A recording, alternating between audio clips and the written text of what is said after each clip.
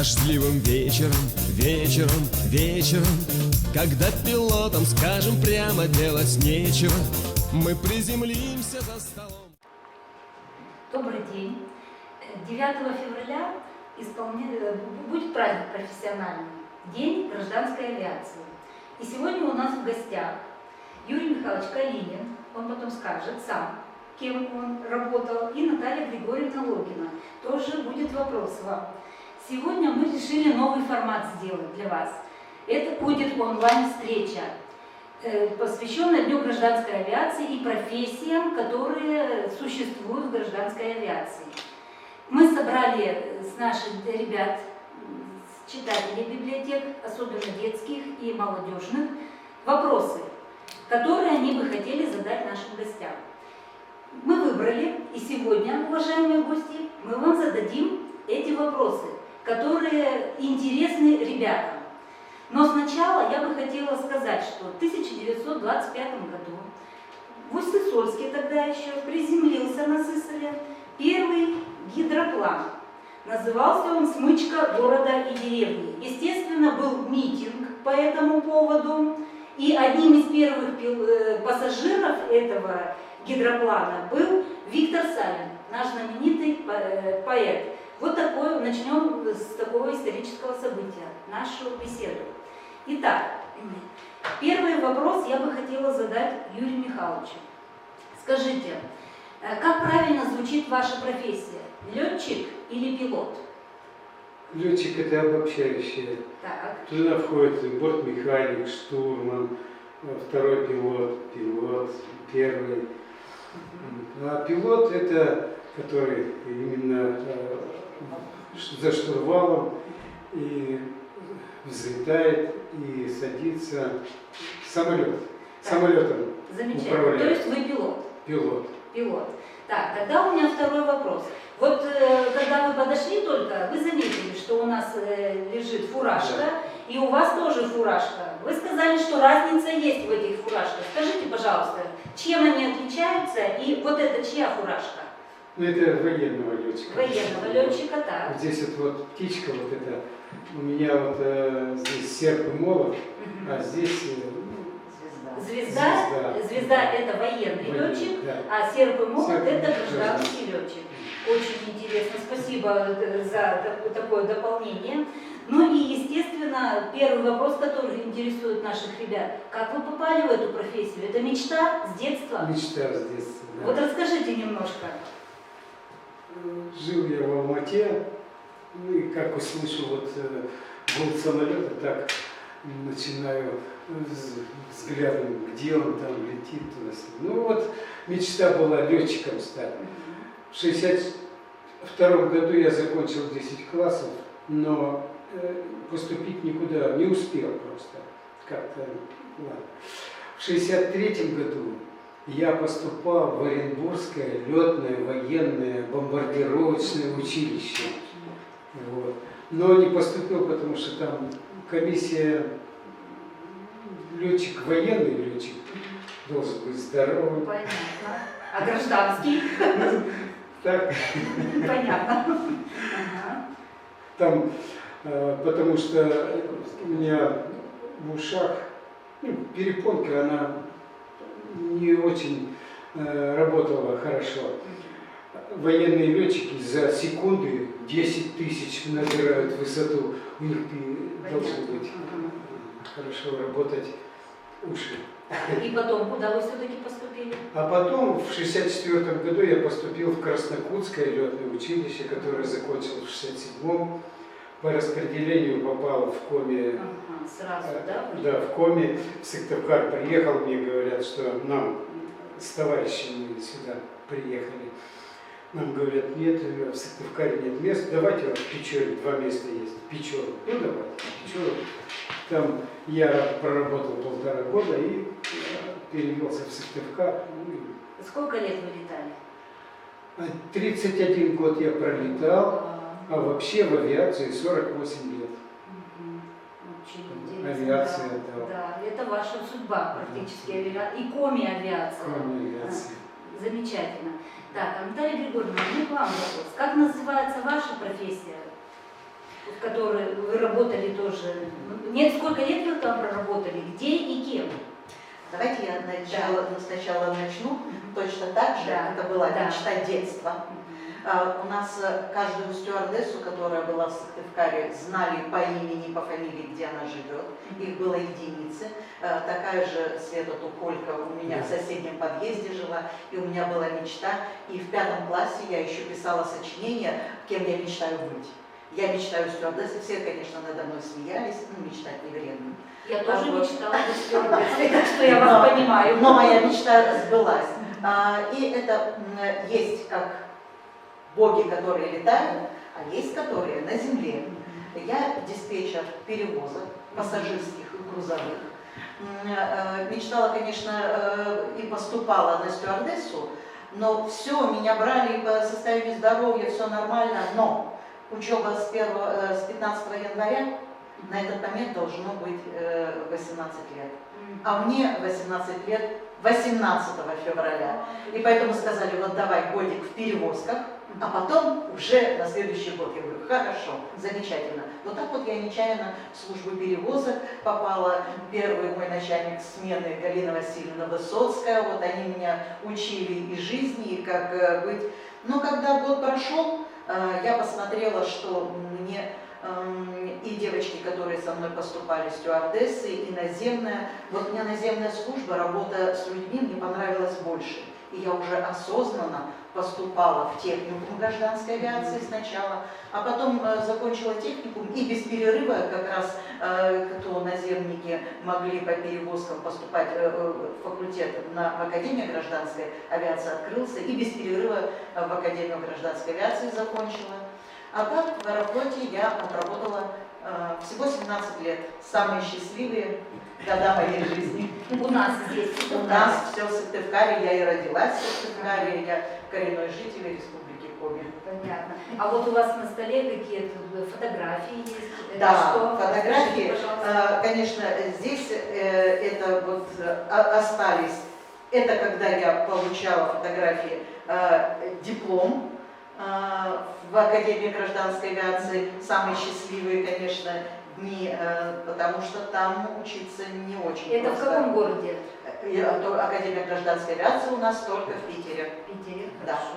Единственное. Ленинград. Да, Ну, Ленинград. Мы да, заканчивали в Ленинграде. Ага. Здесь вот фотография, она знаменательная. Это был маленький аэропорт, и вот эта пристройка, в которой мы сейчас, это регистрация самого первого рейса.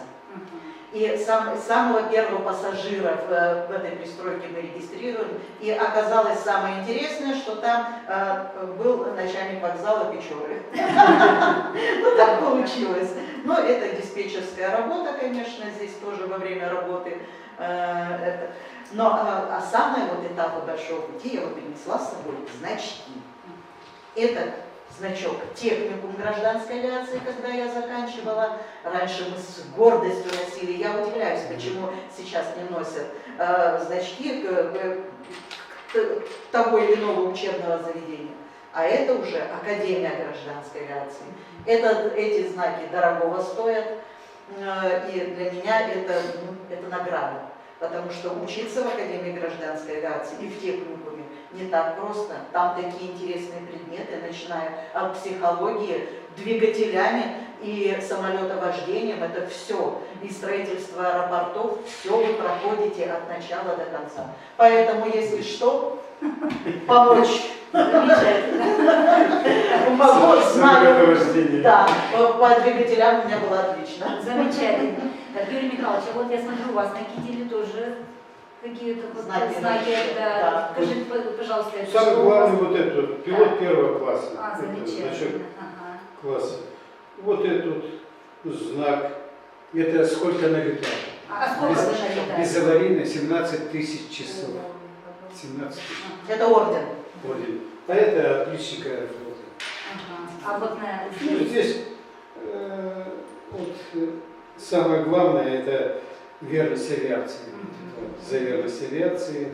Это Гагаринская, нам КПРФ вручили, хор исполнял, когда было 50 лет Гагарин улетел, 61-й. Еще обратите внимание на форму. Раньше сразу можно было отличить, командир воздушного судна идет, второй пилот, штурман или там механик нет, но здесь дубовые листья. Это командир. Это командир. Это самый главный. Замечательно. Вот тоже очень Да. интересное дополнение к форме. Так, тогда у меня еще вопрос к вам, Наталья Григорьевна. Да. По вашему мнению, пилот – это главная профессия в аэропорту? Нет, не спрашиваю. Поэтому вот. Вы знаете, очень трудно вот разделить. Там и нас воспитывали, что все это единое, Все завязано. все завязано. И в центре стоит эта безопасность.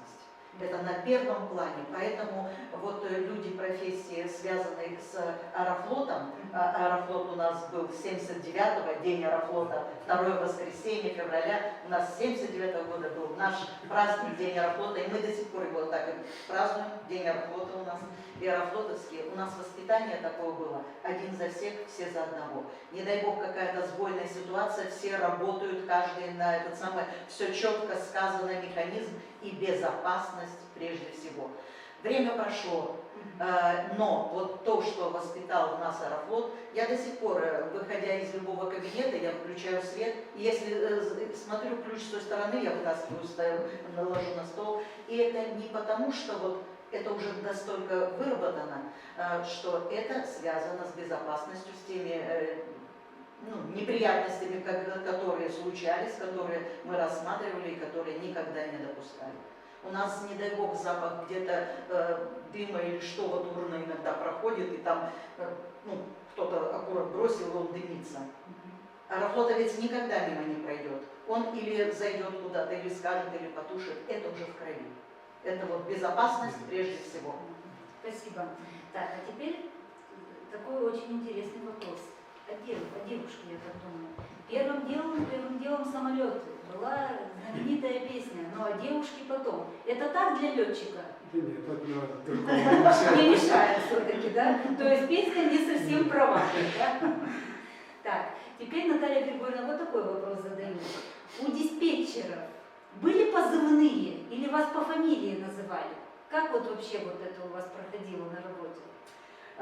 Нет, позывных нет, есть пульт управления, и на нем написано диспетчер перевозок, диспетчер управления воздушным движением, и на том конце мог быть любой диспетчер, он всегда знает, какую он работу выполняет, и никаких позывных не надо. Все знали, четко выполняли. Нет, никаких позывных у нас не было. Ну, вот, По голосам друг друга все знали. Так, Юрий Михайлович, тогда к вам вопрос. У водителей автомобилей есть разделение. Водитель грузового автомобиля, водитель легкового автомобиля, мотоцикла, трактора там, или еще что-то. У летчиков есть такое? Нету. Нету такого, да?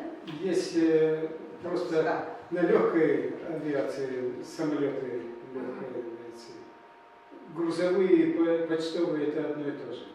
И пассажирские. И обучают их одинаково. Одинаково. А вот если, например, пилот, может, я неправильно его назову, вот на вертолетах, ведь там тоже пилоты, Пилот. да? Их учат отдельно или это просто общая специальность какая-то? Ну, я вот, например, сначала на Ан-2 летал, потом переучивался в Кировограде на Ан-24, переучили меня, и вот так вот все. То есть переучивают. Да, А общая профессия, вот она одна получается, Да, да? да. Так, замечательно. Теперь у меня вот такой вопрос. Ну, мы же разного возраста дети были, да? Я вам покажу 2 литературных героев, а вы мне скажите, являются ли они работниками гражданской авиации? Вот Наталье Григорьевне я покажу вот такого литературного героя. Это Гарри Поттер. Вот как вы считаете, он является работником гражданской авиации? Работникам нет, но тот, кто пользуется услугами гражданской авиации, да, любите. Да? Не профессиональный. Нет, не профессиональный. Тогда хорошо, Юрий Михайлович, вам вот другая дама, такая, вот она, это Баба Яга, она является работником гражданской авиации? Как вы Может. думаете? Может. Может, да? Если- Но это уже профессиональный, Если да? летает. Да, это уже профессионально. Если здесь как бы, да, это любитель, ученик, то здесь уже дама со стажем, Да, да? да. Поэтому мы принимаем. Вот мы говорим, что это у нас любитель, а это все-таки профессионал, да? Ну, хорошо. С Без героем, шуток невозможно Да. в с работе. героями мы определились. Так, теперь, вот, Юрий Михайлович, такой вопрос у ребят возник. Вы мне сказали до нашего мероприятия, что машину вы не водите, но вы же всяко были в автомобиле были, Ну да, да, и конечно. ездите по земле, да? И вот такой вопрос.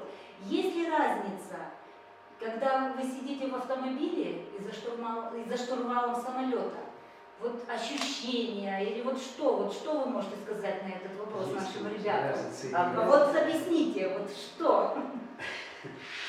Опять ответственность важная. Да, ответственность. Да. Самолет надо, чтобы он взлетел и по воздуху летел в небо.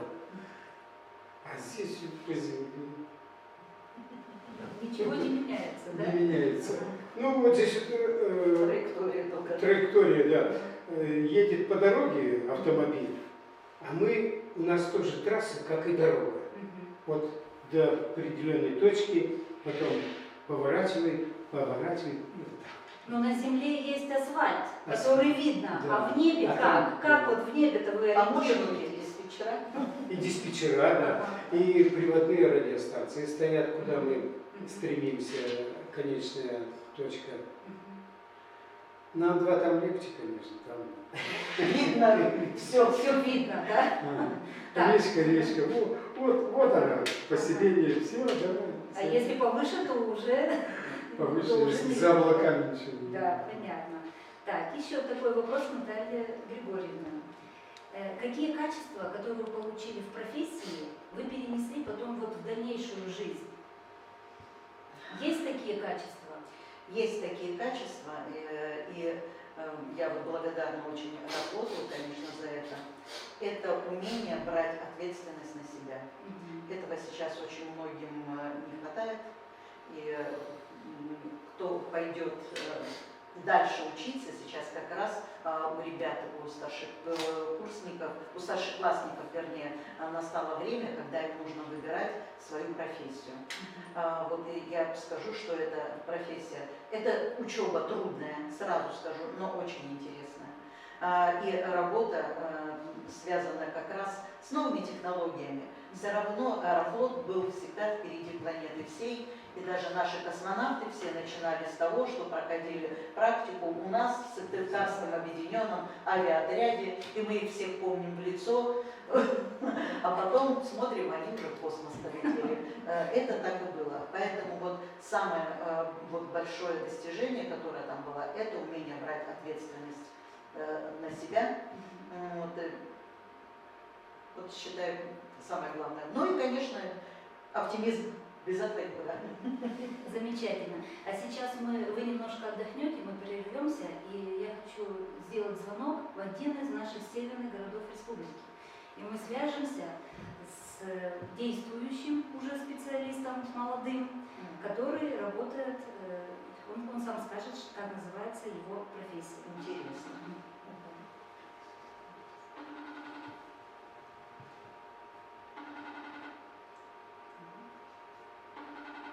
Работает. Возможно, да. Ну ничего, попозже попробуем еще. Я думаю, что он нам перезвонит, а мы пойдем дальше. Скажите, вот такой вопрос, Юрий Михайлович. Знаете ли вы женщин-летчиц? Есть такие? По России? Наша и- гордость. Это Да, же вот, гордость вот, наша, да, естественно. да. Знают все. Я Галину Ракину, Галину Да, Дубровскую, да. Вот мы покажем ее. это Да. я ее первый, учитель, Наставник. Ага. наставник. Она у нас единственная? в Она республике? единственная и неповторимая, Да. честно. Ага. Значит, я когда ввелся командиром, налетал порядочное число часов, И мне говорят, ну-ка зайди. Вот к нам пришла женщина, она у тебя будет вторым пилотом. Ну, два вторых пилота. Вот она, Галя. И еще вот командир отряда, вот, воеводин. И прервемся, вот молодой Давайте, человек, да, извините. очень интересно. Ага. Алло? Здравствуйте, Михаил. Плохо слышно. Так, сейчас я включу. Здравствуйте еще раз, Михаил. Здравствуйте. Очень приятно вас слышать. Скажите, пожалуйста, у вас сегодня летная погода на севере республики? Да, у нас сегодня летная погода. Замечательно. А вот такой еще вопрос. Скажите, как называется ваша специальность?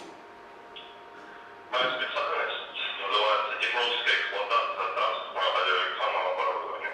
Так, а вот для наших ребят, скажите, пожалуйста, чем вы занимаетесь? Вот по-простому, если...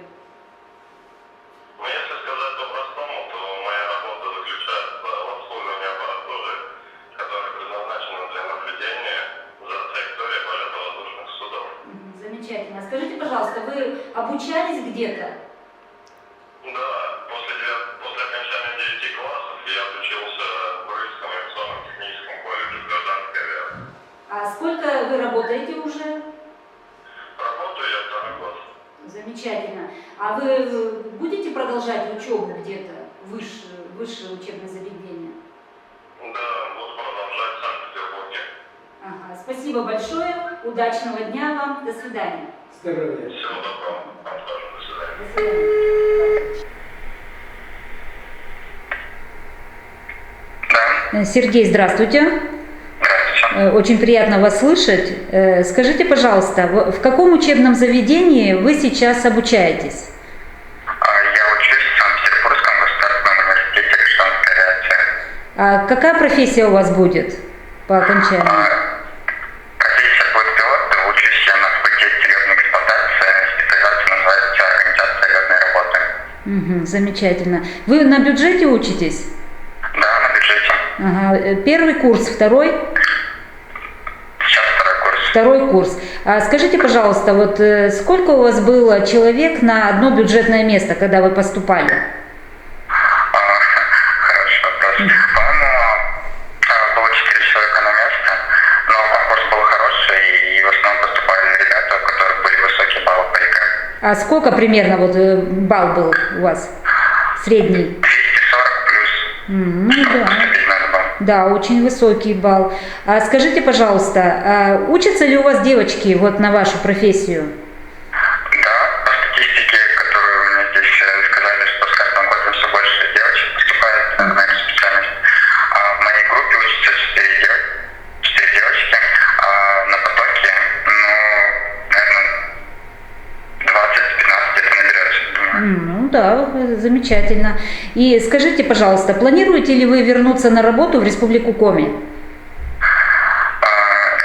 так далеко еще не думал, но если будет работа в Коми-авиатрансе, то, возможно, я и вернусь. Конечно, хочется устроиться в аэропорт, но как все получится. Хочется в аэропорт к нам, в республику устроиться, да? В аэропорт вообще по России летать, но по Коми-республике, я думаю, тоже будет замечательно. Ага. Спасибо вам огромное, успехов вам в учебе. До свидания, Сергей. Спасибо вам тоже, до свидания. Вот это вот у нас получается молодой специалист. Но извините, мы продолжим про дам. Вот вы сказали, что пришла к вам дама. Какие у вас вот были вот ощущения, что вам дали в помощнице девушку? Да. Ну, да ничего страшного. Пилот как пилот. Ну, надо учить, все равно. И вот мы с ней летали, потом она ввелась командиром, переучилась на Ан-24, это самое, летала Ан-24 в другой эскадрилье, правда, когда я был замкомандира эскадрильи другой. 2 эскадрильи было. Вот. И потом она ввелась командиром, потом объединили 2 эскадрильи в одну, и я у нее был командиром эскадрильи. Замечательно. Замечательно. То есть у нас получается все-таки дискриминация есть. Мужчин больше, чем женщин. Ну да. Или они просто не идут, или их не берут, девушек. Это ж надо пройти еще Нет. медицинское Да, свидетельство. там все. То есть предпочтение все-таки мужчинам Вы дают. вы Да. даже не представляете, какие у нас к психологам на расстоянии на «вы». Психолога не каждый может пройти. Это очень строго. Понятно. Поэтому тут и эмоции, То есть оба будут. женщинам Всё чётко, женщинам без- мешают эмоции. безопасность прежде всего. Поэтому Вот. Ясно. Молодец, она пробилась, Ага. закончила ДОСААФ, закончила курсы ДОСААФ, и вот взяли ее, молодцы. Вот воеводе как раз. Замечательно. Так, Наталья Григорьевна, вы вот все время говорите безопасность, безопасность. Но вы вот сейчас уже летаете как пассажир. Вы боитесь летать? вы знаете, я не думаю об этом. Мне кажется, машина, самолет, она такая же живая. Вот я подхожу к самолету, я с ним в душе разговариваю, сажусь, я знаю, что все хорошо. И вот у меня мыслей даже никогда вот таких нет. И никогда избойных ситуаций вот именно со мной, когда я на борту, не было. И вот вы спрашивали очень интересный вопрос как раз за штурвалом самолета, или я с большим стажем водительским, вот, технику обожаю, люблю, но когда поднимаешься в небо, это совсем другие ощущения, это просто, это восторг. Замечательно. Так, тогда к Юрию Михайловичу такой вопрос. Вот у вас столько уже летных часов. К 100-летию республики у меня вот такой вопрос. Наша республика красивее с высоты или когда вы на земле находитесь? Ой, с высоты это не передавали. Непередаваемое ощущение. А на каком самолете? Вот вы говорите, что на большом самолете там облака, не видно ничего. А на маленьком? Нет, когда хорошая погода, я даже Чёрный, да? боюсь. Только с Печоры вылетел, уже горы вот видно, все, они вот они. Красота не Ой, передаваемая, не передаваемая, да? да. Замечательно. Так, а к Наталье Григорьевне, как к истинной даме, у нас вот такой вопрос от ребят. Вы сладкоежка? Нет. Нет? А помните такие конфеты «Пилот» шоколадные? Какая начинка была у этих конфет? Нет, конфеты «Пилот» я не помню. Не помню. Нет, я не сладкоежка, но я помню конфеты, которые давали в самолете, Так. вот эти вот сосательные. Они до сих пор у меня любимые, но таких уже нет. Они не такие. И это было обязательно, вот самолет уходил, обязательно в кармашек. Потому что это вот, мне кажется, вот, с Аэрофлотом связано, вот вкус именно вот тех вот сосательных конфеточек. Вот. А зачем дают конфеты на борту? Ну, чтобы вот Ушки не закладывала. Да. Для этого. И Потому что, вкусно ну вот работает как мы дальше. все летаем, мы Да. знаем, да, Да. что вот Да. есть конфеты, а для чего мы не Поэтому представляем. детенку, который летит, или сами взрослые тоже, в кармашек несколько вот этих вот сосательных конфеток, и все будет нормально. Так, Юрий Михайлович, вот по центральному телевидению очень часто мелькает реклама, и там говорится о том, что летчики не имеют права носить бороду. Почему? Есть вот это, меня всегда вот это просто она такая интересная, Да, да, нет. ни к селу, ни к городу. Нет. Это правда или это Нет. просто придумано? Нет. Нет, то есть может, у Конечно, летчиков может конечно. быть, да? Ага, Лишь бы замечательно. за собой ухаживал. Не грива была, а Ага. Да. И если, прическа да, красивая. и если ты пилот, который летает на международных линиях, то идентификация, он такой же, как и пассажиры, проходит таможенный досмотр, таможенный этот самый, и вот борода, а вдруг ты вот не похож? Поэтому ты на фотографиях должен быть с бородой. А в паспорте у нас мы фотографируемся несколько раз в жизни всего лишь, мы и международного образца. Поэтому вот с этим чисто, чтобы не было сбоев, ну, пилоты не пропустили, что будут 300 пассажиров страдать. Понятно. Вот чисто опять связано опять с регулярностью и безопасностью. Так, теперь вот еще один вопрос.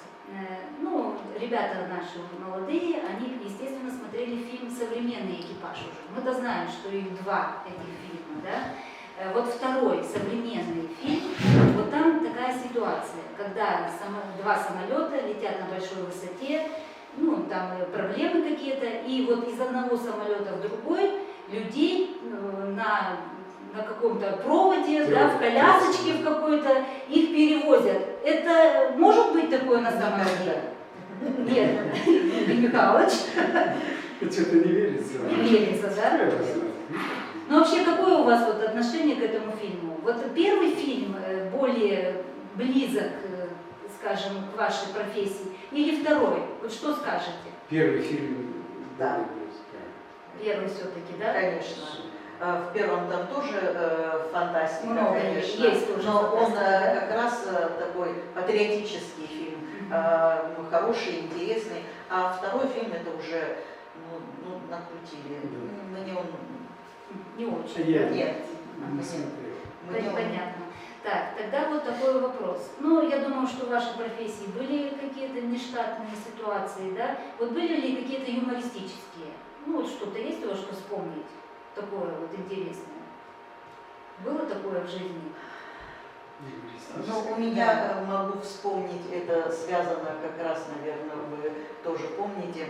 С одной стороны, и сбойная ситуация была, и страшно, но с другой стороны, она закончилась юмористически.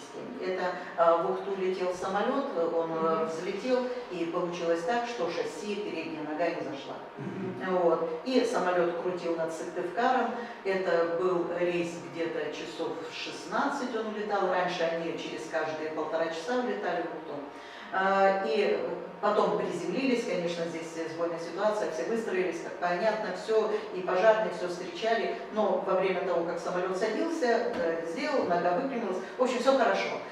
Самолет выкатился как положено, все сделали. Тут же был подготовлен второй самолет, и пассажирам я как раз встречала этот рейс, и сразу спрашивали, кто хочет, могут остаться в гостинице или что, но если кто хочет, самолет тут же рядом. Абсолютно все согласились пересесть в самолет. Сбойная ситуация. Когда я сажала пассажиров на тот, вот, который кружил, самый последний был армянин, в дубленке ярко-рыжий. Вот, и он говорит, нет, нет, я последний зайду, нет, нет, я последний. В этот раз он тоже, нет, нет, я последний. И опять он бабушку там все подсаживал, ну надо о чем-то говорить. Вот, и разговариваем, и этот самый бабушка там с этим грузином, он что-то с ней, вот все, говорит, да, конечно, ты вон молодой, красивый, тебе что, а я-то уже старая, мне вот там вот ждут, мне некогда, все равно полечу. И, в общем, перепалка такая, и весь экипаж, не экипаж, а вот все 48 пассажиров начинают, что вот слушают это самое и смеются. Тут подходит экипаж, подходит и заглядывают, понять ничего не может, только что сели, ну такая сбойная ситуация, а весь самолет смеется. Это говорит о том, что вот как раз насколько люди в вот такую сбойную ситуацию все равно верят, что все будет нормально, ни один не ушел, все полетели, но экипаж был очень удивлен. Он так проходил и смотрел, типа тут все нормально, это лететь-то как? Потому что подойти и после сбойной ситуации, когда все смеются, ну таких ситуаций было много. Понятно. Ну вот понятно, что у вас были разные ситуации. Разные. Но вот когда вы приходили со смены, как вы расслаблялись? Рыбалка, охота, может быть там приготовление еды или стирка, или вот как? Вот, Юрий Михайлович, вы вот как вы расслаблялись? Некогда было Некогда, расслабляться, потому что Может, дети- хобби какое-то вас спасало в таких ситуациях? Так, хобби, нет. Нет? Играл на гитаре, но это так, когда встречались, а так некогда было. Семья, да? Да, семья. Окунались в семейную жизнь. Да, Наталья Григорьевна, вы? Тоже вот Нет. в то время такого хобби чего-то не было. Вы знаете, ведь у нас была очень насыщенная общественная жизнь, в которой мы вместе и устраивали и конкурсы. У нас была очень интересная комсомольская жизнь, семинары, выезды совместные. В летний период мы выходили на сенокос вместе, или командир воздушного судна, или я рядовой диспетчер. Мы все вместе на сенокос, капусту, картошку помогали, совхозы убирали. И там ближе друг друга узнавали. Какие-то конкурсы участвовали. Вот у нас как-то общественная жизнь была связана также с работой. Очень весело жили. Весело, замечательно. Так, Юрий Михайлович, вот такой вопрос у нас ребята задают. Ну, совсем недавно на телевидении они увидели тоже сюжет, что в болотах республики Коми находятся обломки немецкого и американского самолета. И вот там говорилось о том, что собираются поднять эти обломки, реставрировать. Вы вообще вот как к этому относитесь? Ну, вполне может быть. То есть можно, да, чтобы их достали, где-то они бы стояли у нас тут, да? Ага, то есть вы спокойно к этому относитесь. Наталья Григорьевна, у вас? А я неспокойно к этому Так. отношусь.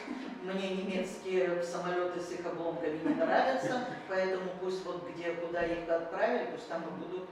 Ну, не знаю, я более жестко к этому отношусь.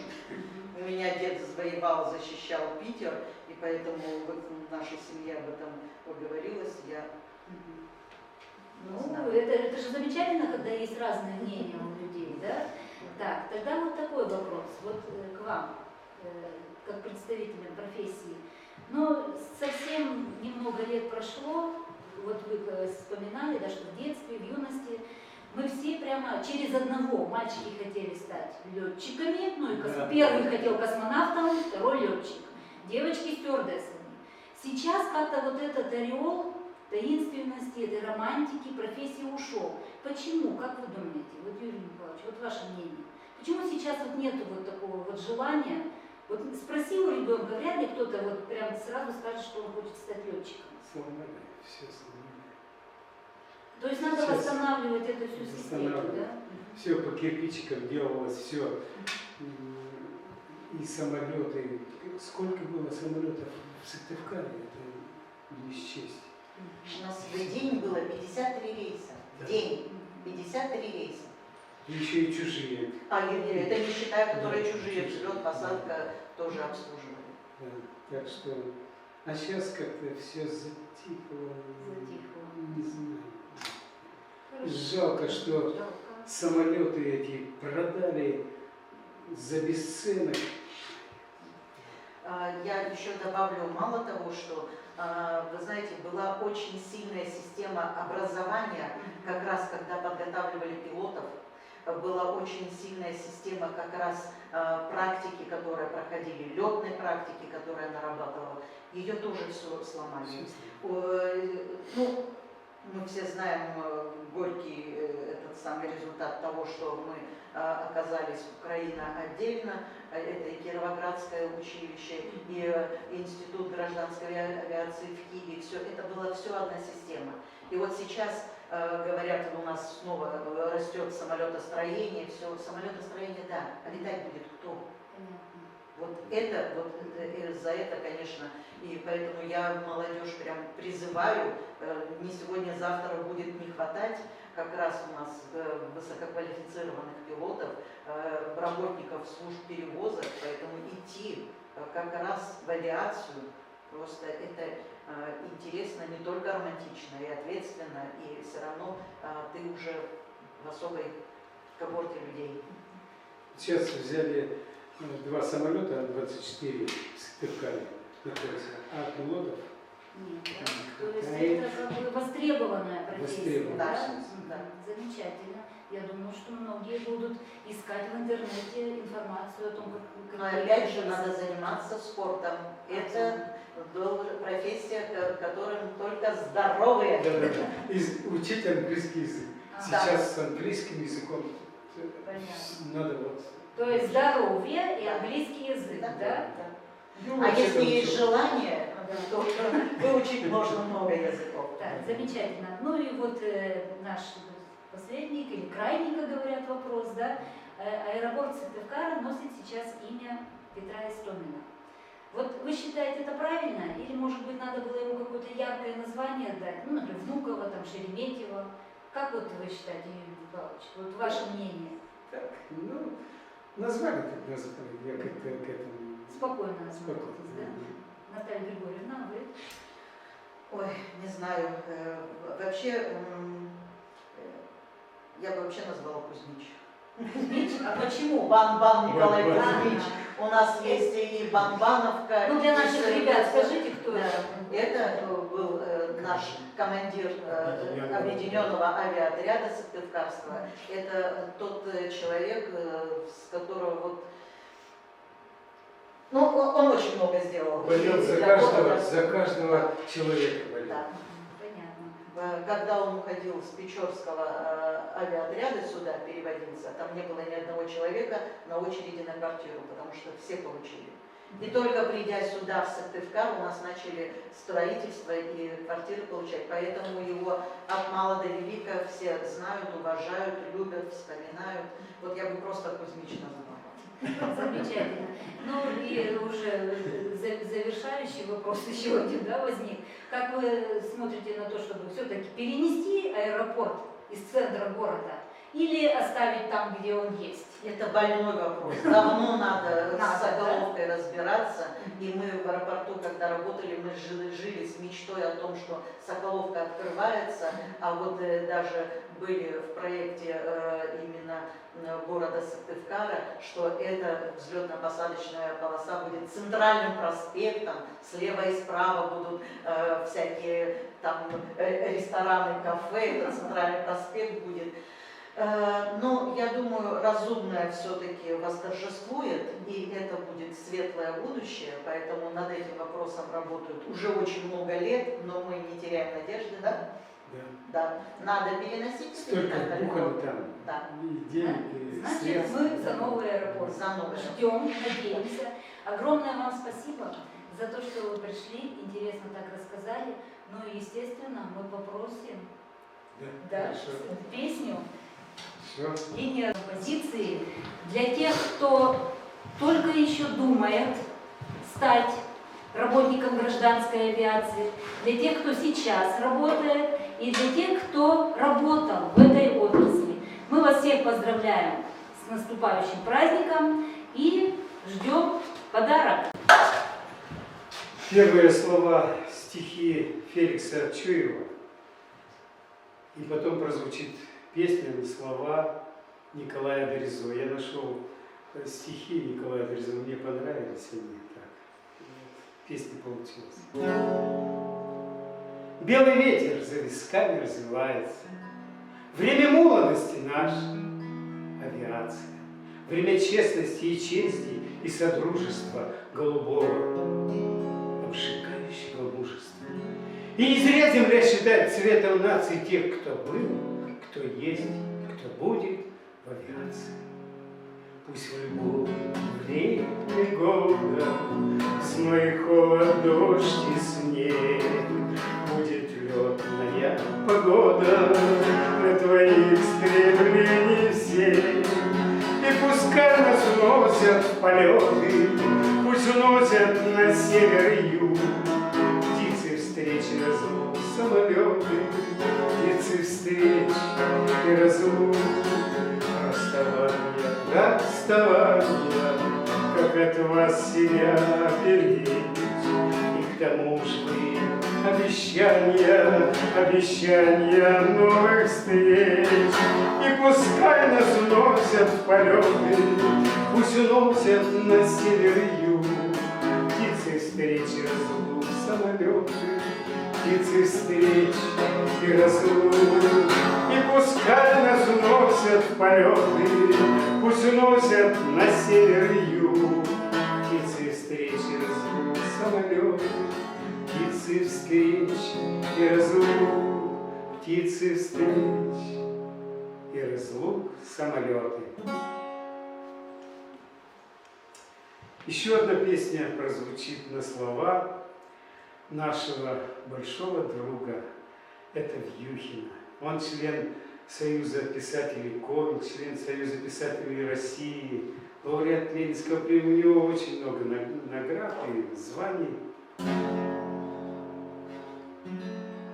Только звук останется из воздуха, упадет за мной на траву, голубую ленту горизонта, словно паутинку оборву. Самолет немного покачется, понесет меня по виражу, как провал огромного колодца. Я с небес на землю погляжу, подо мной все вокруг прекрасно, мирно дремлет крупный старый город, и река, как будто синий ящик, заползает в логово озер. Самолет немного покачется, понесет меня по виражу, как провал огромного колодца. Я с небес на землю погляжу, и плывут внизу косынки ели, отходя неспешно от реки. Бросили нити параллели, промигнули на зелени тайги. Самолет немного покачнется, понесет меня по миражу, как провал огромного колодца. Я с небес на землю погляжу. Самолет немного покачнется, понесет меня